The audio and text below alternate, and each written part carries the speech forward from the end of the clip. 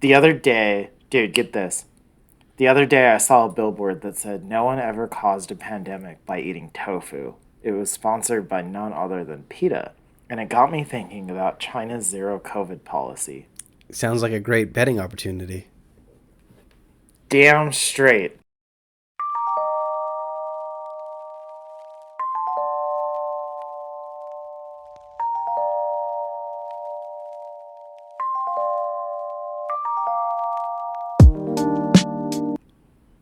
Just to clarify, our goal with being degenerate about the future is not to actually make bets on the future, but more to think about the future as a set of probabilities. Thinking about flipping a coin, the odds of a coin landing tails is 50-50. It would be silly to predict otherwise. Our goal is to apply the same logic with current events. Instead of arguing that with absolute certainty that something will or will not happen, we want to understand why something would or will not happen.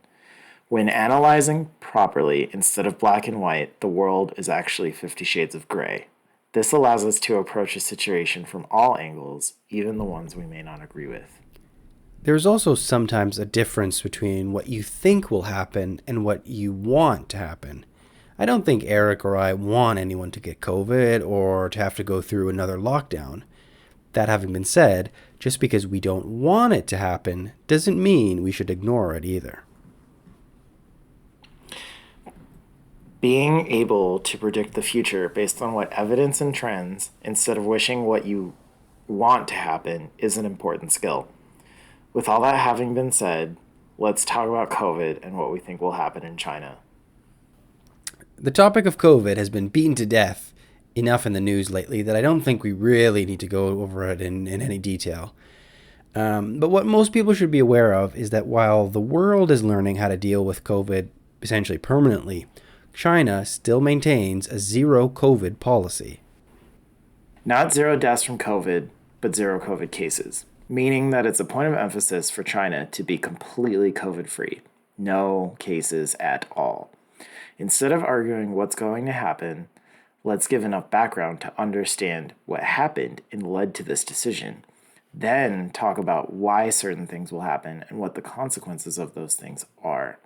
The first big question is, why does this COVID policy exist in China and how did it get there in the first place?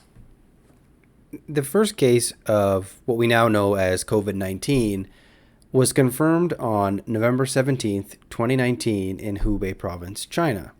What followed next was the virus slowly spreading around the world. Now, we don't really need to rehash memories of being forced to sit at home. We all remember them. However, China never actually got to zero confirmed cases, it's a huge country after all. But for most of the past 2 years, cases have remained under 100, which is really incredible and in many ways unprecedented. Now, how did they get there, Eric? Lockdowns, unlike Western countries, were brutal and intense and long in China. We've all seen the meme of Italian mayors saying things like, I'm hearing some of you would like to throw graduation parties. We will send the police over with flamethrowers to cajole people into staying inside. In China, you'd get jail. Breaching COVID lockdowns could land you up to 4 years in jail. Now, as of some of the most recent information we have, as of September 2022, there are currently still 300 million citizens either in full or partial lockdowns in China. For comparison, where I live in Toronto, we had very strict lockdowns for this part of the world, but there's nothing like hundreds of millions of people confined to their homes, struggling to find, food or healthcare. We had it relatively easy. And then again, that has been eased almost a year ago. Sorry. Yeah, I was going to say, when did your lockdowns actually end? Probably early this year, at least. I mean, it's been at least 6 to 8 months since, not even lockdowns. Even like mask mandates and the whole 9 yards. Like there's basically no restrictions here anymore. Whereas China, they're still quite strict lockdowns in certain places. Again, I shouldn't say that it's not the whole country. Obviously, China has over 1 billion people, but where lockdowns do occur, they are quite strict and quite brutal. And one thing is pretty clear, as the rest of the world has really accepted that COVID is now a permanent part of society, China is still very adamant that COVID will not exist within its borders. The New York Times published a story that puts into perspective lockdowns in China.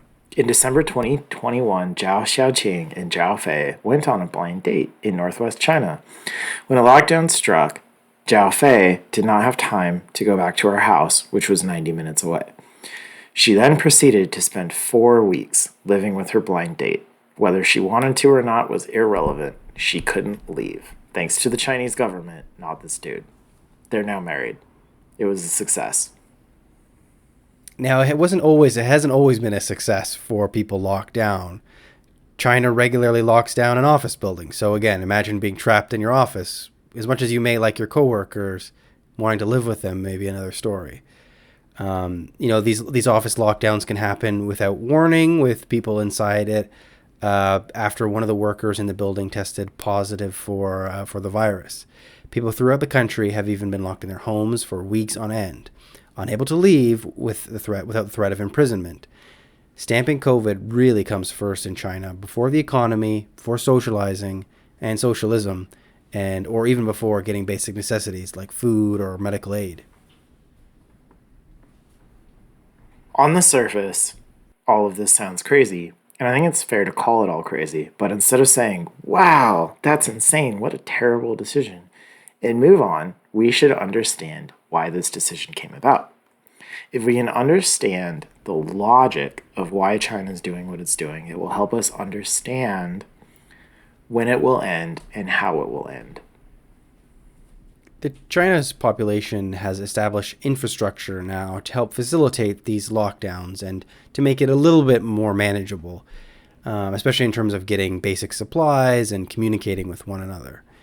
Now, the United States, Brazil, India, Russia, and Mexico, for comparison, are the 5 countries with the most COVID deaths so far. China currently sits at 90th. Now, again, is this data skewed? Almost definitely, but it's also skewed in many countries. And in any case, if China only reported 1% of its actual COVID deaths, that would still only be half as many people dying of COVID in China as the United States. Likewise, as I said earlier, the COVID deaths have been undercounted in many, many places.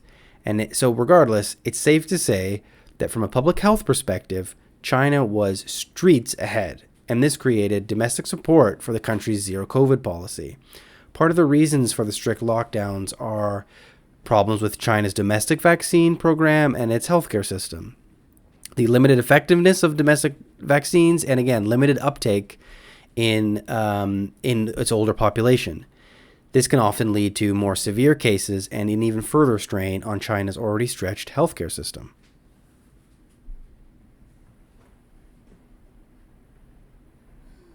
From a public health perspective, China did fairly well.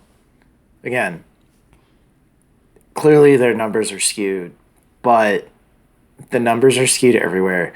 The Economist even has an excess death model where it measures the year-over-year death rate. And the conclusion that The Economist has come to is COVID deaths are undercounted across the board. So it's not just China.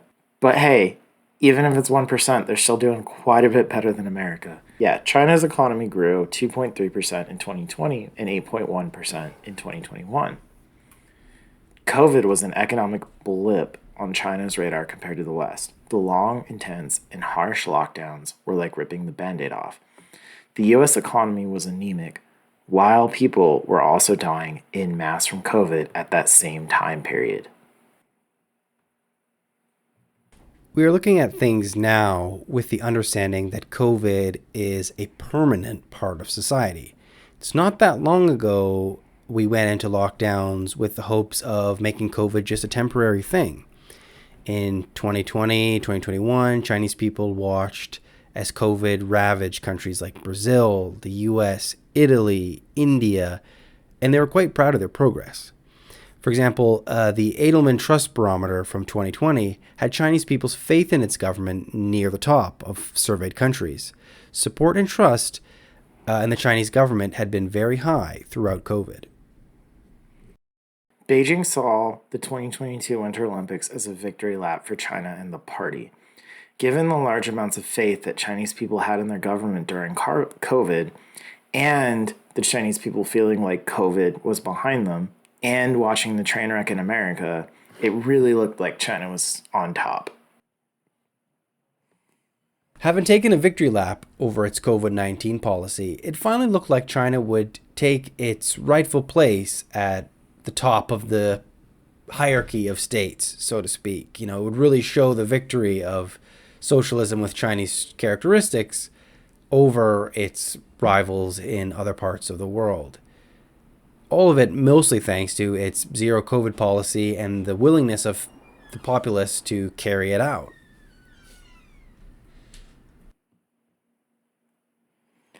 Then Omicron hit. Just like a boss in Final Fantasy, it wreaked havoc. In February 2022, China had roughly 100 COVID cases on average a day. In April, that average blew up to 26,000. What's even worse is because of the zero COVID policy, even Tier 1 cities began to experience severe long-term lockdowns. This leads to the question, why doesn't China give up on its zero COVID policy and accept that it's a permanent part of society like the rest of the world has begun to realize?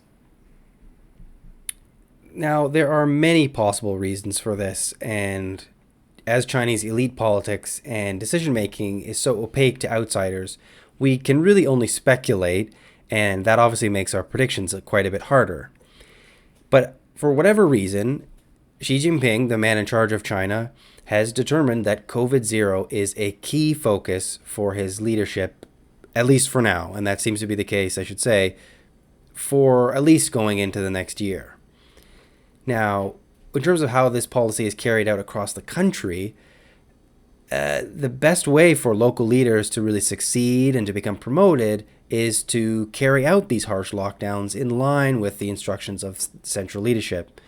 For example, a really recent example of this is Shanghai's party secretary, Li Qiang, essentially the most powerful official in Shanghai.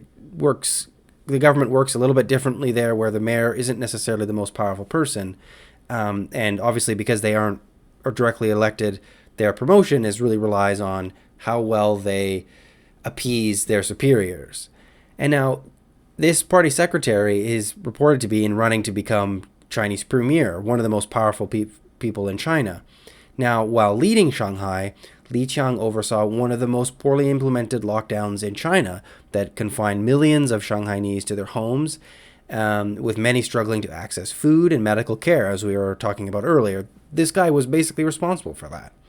Now, he's also a close ally of Xi Jinping, but what kind of a message does it send to officials across the country when you can really screw up so significantly, cause misery for literally millions of your citizens, but you still can get the biggest promotion of your career just because you followed the big boss's orders? So it's really important to emphasize here that I don't think we've done enough of is also just how much faith Chinese people have sort of in authority and their government to make the right decisions. The party orders get directed. When they get directed with enthusiasm. I remember in one of my final months in Beijing, they did a huge lockdown on foreigners in Beijing. Or like crackdown, right? Like they were throwing people out of the country kind of thing, right? Yeah. And the attitude that like my Chinese friends had was like, yeah, they're gonna kick all of the trash out. We're so happy they're doing this. We can't wait for all of these police to just roll up and throw away these people. And the message that my Chinese friends gave me, like, there wasn't sympathy for me. There was it was a warning, essentially.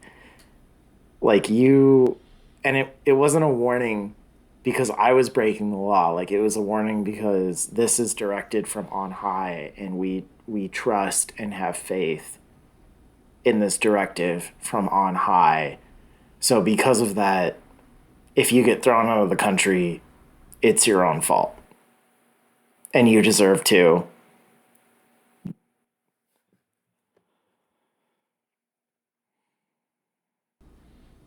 You must have deserved it. Yeah, you deserved it. And it's kind of a warning for you, like, don't cause any trouble, or else you're on the next boat out of here. Yeah, like I remember this dude telling me like I if you don't have your passport, like one of my Chinese friends was like, yeah, if you don't have your passport, like if the police stop you and you don't have your passport, they're going to throw you out of the country. And I didn't argue with him because I was like, that's ridiculous. Like that's not going to happen.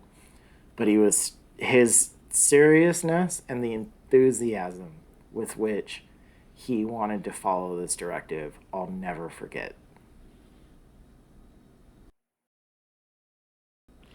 Now, public opinion is notoriously hard to gauge in China because of strict government controls on how that is communicated. So, obviously, we anecdotally can totally appreciate that there are definitely, and I don't think that we can really understate how popular the government is in China for sure. And naturally, as outsiders, we can clearly see the attraction of COVID zero in the early days of the pandemic. Kind of as we were talking about earlier, by February 2020, China was talking about how it had reached a peak in numbers. And then again, when millions of people were dying in other countries, China was really back to normal in many ways. However, just to really drive it home, China really now faces some significant obstacles to letting COVID kind of letting it rip, to learning to live with COVID in a way that other countries don't. As I alluded to before, there's a limited ICU capacity in the country, in certain parts of the country, and with low vaccine uptake among its growing elderly population. Wide-ranging COVID-19 outbreaks, similar to what has happened in other parts of the world, would be uniquely challenging and, most importantly for the leadership, uniquely Zero destabilizing for the COVID country. is something similar to America's war on drugs. It's an idealistic fight. If the government reverses its zero COVID policy, it's an admission of defeat. It's also an admission that the victory lap China took was a mistake, that it celebrated prematurely, that it could not defeat the virus. This would be a bitter pill to swallow for a government that fancies itself as the next leader of the world. And that bitter pill is what makes COVID such an interesting topic in China. Keeping people in severe lockdowns would have a disastrous effect on the economy, which would also be a disaster for the Chinese economy. This leads the Chinese government between a rock and a hard place, which makes for a great betting opportunity on the future. Here is the question. Between, let's say, October 31st, 2022, and May 31st, 2023, what will be the case count for COVID, confirmed cases in China? 7-day average. Should we do some categories? Yeah, I mean, how do you want to break down? So I can go over the categories. So we're going to say fewer than 10,000, between 10,000 and 25,000, between 25,000 and 100,000, or between 100,000 and 250,000, or over 250,000. So it's a lot of different categories, but essentially, 5 different buckets. I mean, how do you want to assign probability to each of those, or do you want to approach it that way? How are you thinking of calculating these odds? We could give a percentage to each one. Do they have to add? I guess they don't. What happens if they don't add up to 100%? Then you have to redo them. So we has to add up to 100. Okay. I guess that would make. Yeah. How would you do it otherwise? Yeah. All right. Yeah. If you're comfortable going first, go ahead. What's more likely to happen? Fewer than 10,000 or greater than 250,000? Oh, that's an interesting way to do it. Because I mean, just for simplicity's sake, I mean, and for everyone at home, like I was just gonna go like 99% fewer than 10,000, 1% between 10 and 25,000. So This is a fun way to break it down too. So because obviously for me, I'm thinking it's most likely going to be fewer than 10,000. Like not even most likely. I have very confident saying that's going to be less than 10,000. You're very okay. How confident are you? Well, I put my money where my mouth. Well, let's say 95%. 95%. Okay. So what do you think the odds of greater than 250,000 are? Or does it even get a full percent? Like no, like 0.001%, 0.000. Like you're factoring in. Like you can't even like I think the thing with the advantage of their zero COVID policy is it doesn't matter if there's new variants. You know, they're still gonna be taking the same approach of just having people totally cut off from one another. So if there's new variants, it doesn't matter.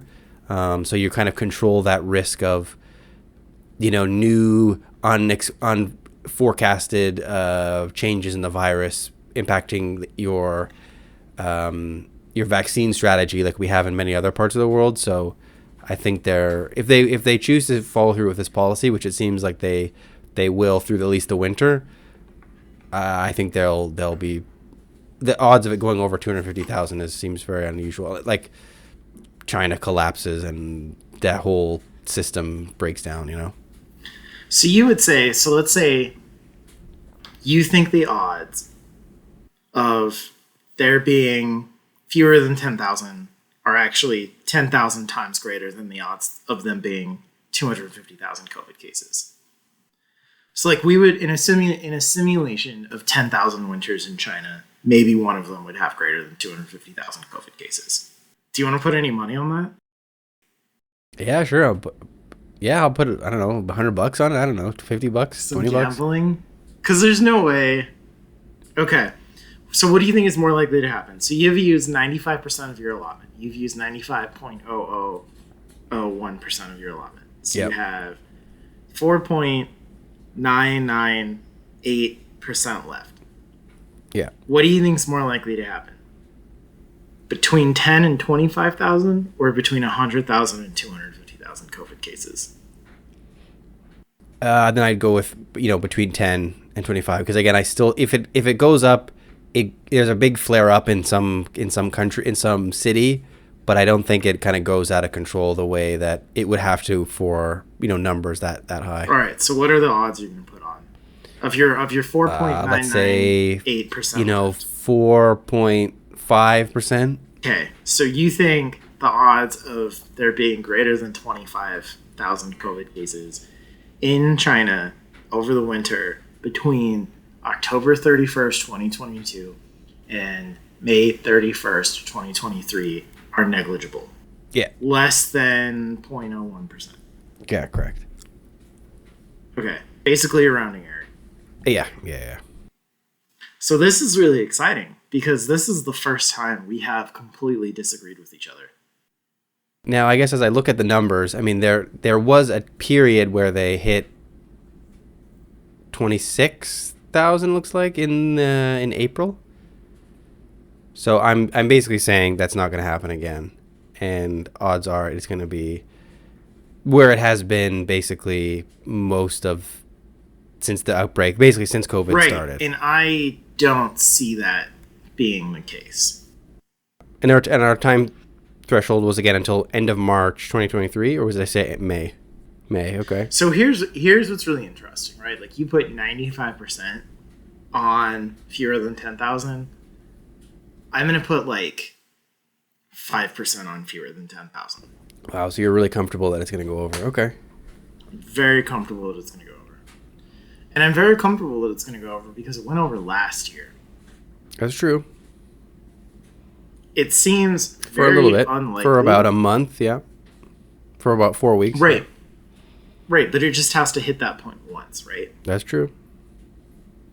And it did last year. And that was at the tail end of flu season with Omicron going on. And we're already up to, what are we already up to with the 7-day average? 4? 1,400? Oh, okay. 1,400, so... Oh, yeah, today. So, yeah, 1,400 is the average, yeah. right? With 3,000 new cases. It's not even cold yet. It's not flu season. It's not even cold yet.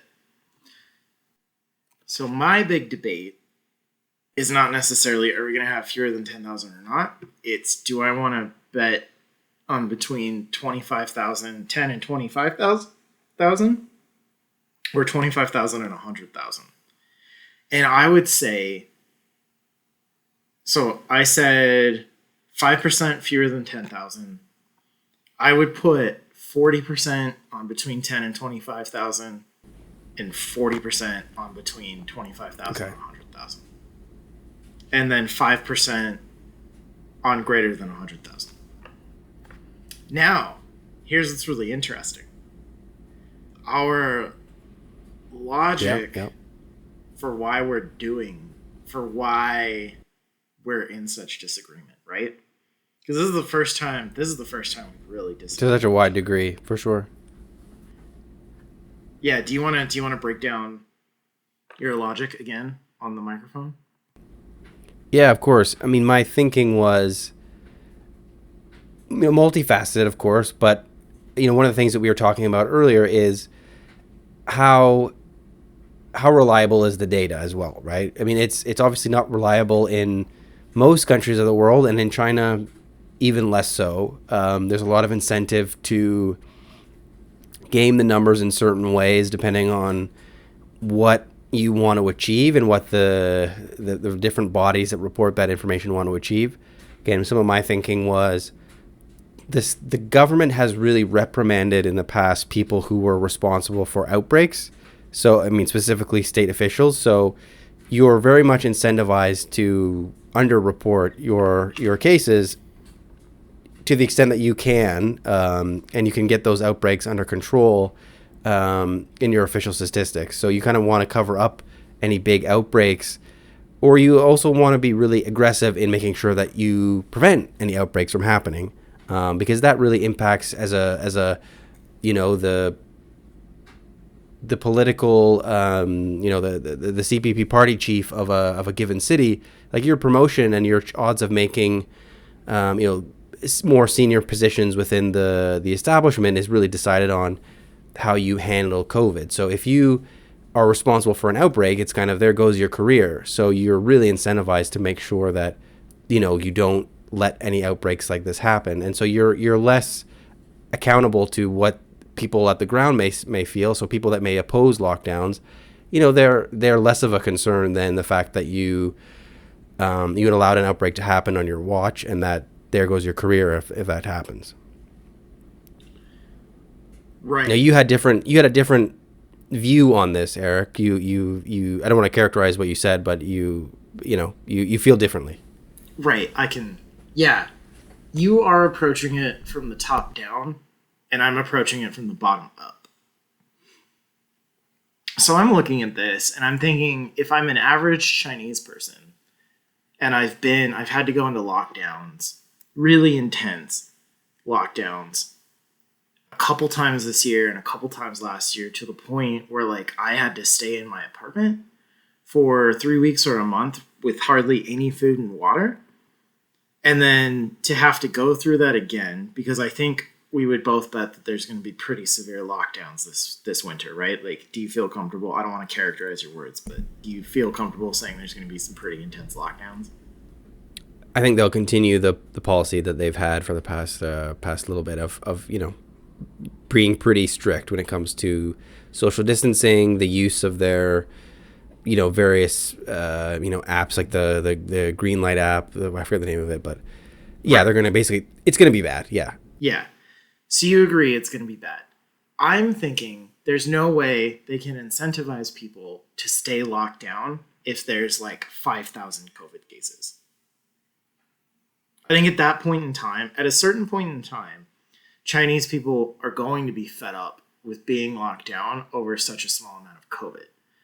But I think if it's reported in the news that hospitals are overrun, things are looking really bad, please stay inside, otherwise COVID's really going to get us, I could see something like that happening. And I'm I'm really betting on something like that happening too, because I completely agree that the numbers are bullshit.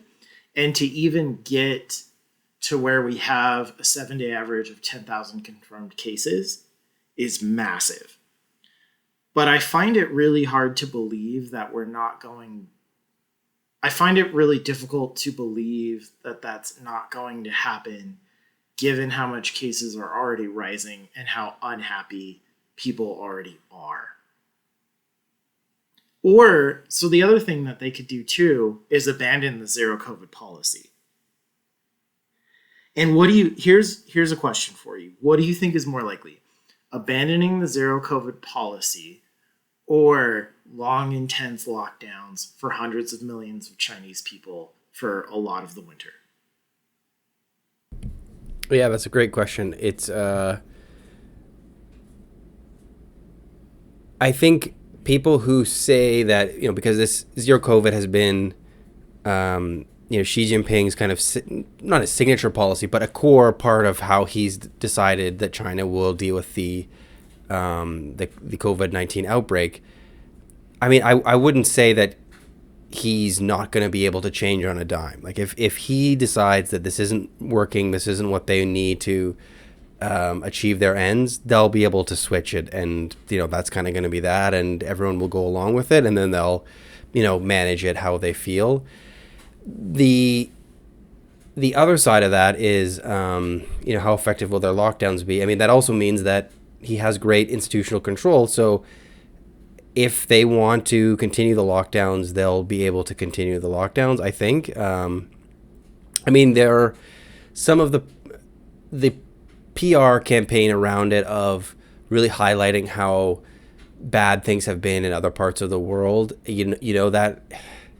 That does still, I think, have some value, I think, in terms of, getting buy-in from local people. Because again, you look at the numbers, and like China is obviously the largest country in the world, and their deaths are way, not just lower, but like orders of magnitude less than in other parts of the world. And so that's, a in many ways justifiable source of pride that, fewer and fewer people have actually died.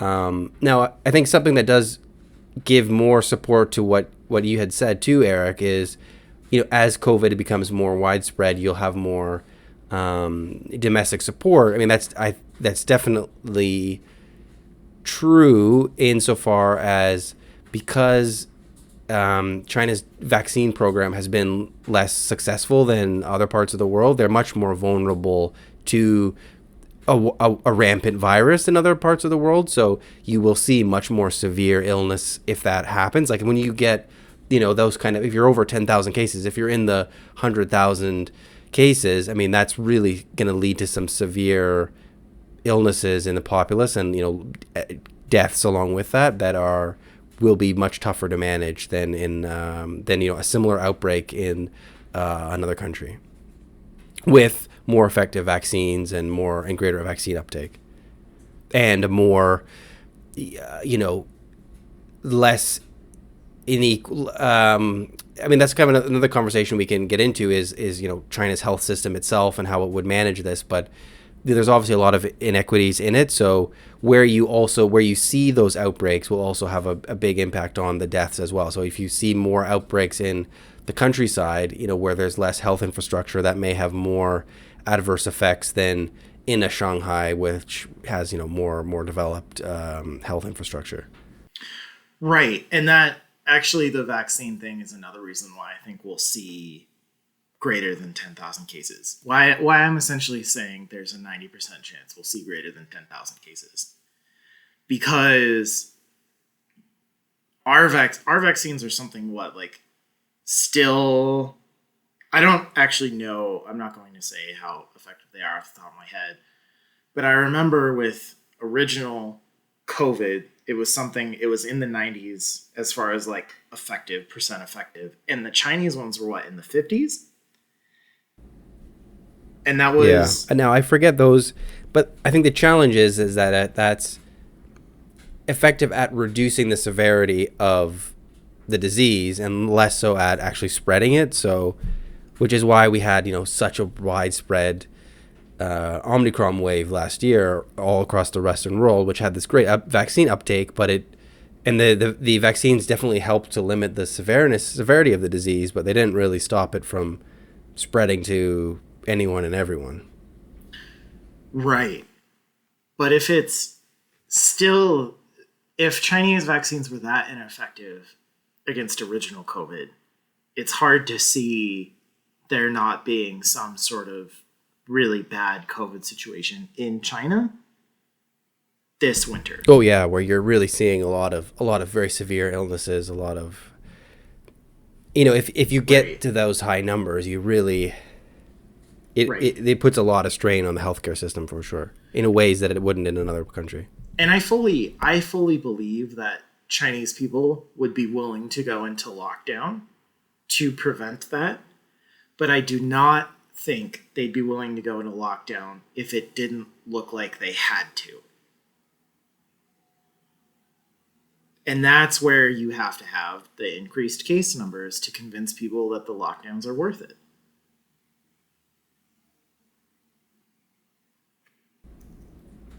That was a good point. I think the other factor to this as well is that China actually gets better at managing it over time. They've got their technology gets a little bit better. They're better able to predict, the spread. The local populace almost gets more accustomed to it. They have more local infrastructure institutions, which I guess is something we can get into too as well, is that in the absence, in many cases, of top-down support for managing lockdowns, it's like a lot of communities have kind of had to band together and develop, systems for grocery delivery and keeping an eye on one another. And so I think those systems will remain in place, which will make it, in many ways easier to manage the strict lockdowns. But that may be a moot point if it's, you're looking at 4 months under lockdown, So it'll be a stress of, which breaks first, right? Like the spread of the virus or some of these somewhat inconsistently implemented strategies for supporting people under lockdown. Right. And we only have to get to 10,001 cases. Right. So at the end of the day, like, for my prediction to be mostly right, I have to see 10,001. So I do agree. I agree with everything you just said, but I don't think it'll prevent I don't think it'll keep the amount of cases reported to less than 10,000 or fewer than 10,000 if you want to be grammatically correct. Right. Well, I'm putting it all on red, so.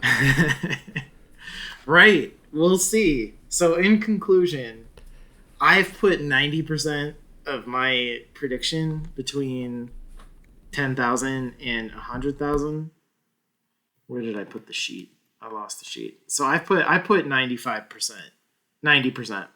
of my prediction between 10,000 and 100,000 confirmed COVID cases for the 7-day average between October 31st, 2022 and May 31st, 2023. Do you want to put your number? Do you want to say your number? What did I say? I said 95% on fewer than 10,000, 4.5 on 10 and 25, and then it's a wash on the rest. I mean, we can just rounding errors at that point. Let's just say 5% on 10 to 25, just so it's even, easy to calculate. Right. And so this is a pretty big difference between the two of us, which is like really great. Yeah, we'll see who knows China better. I don't think I know China better, but I do think I am a better gambler. Well, like I said, I'm putting it all on I'm at the roulette table and I'm going for it. So, but we'll see. You're probably right, but who knows? I mean, I guess me. Or maybe neither of us. Or you, which is what we're betting on. So maybe neither of us. All right, if it's over 250, then we're both screwed.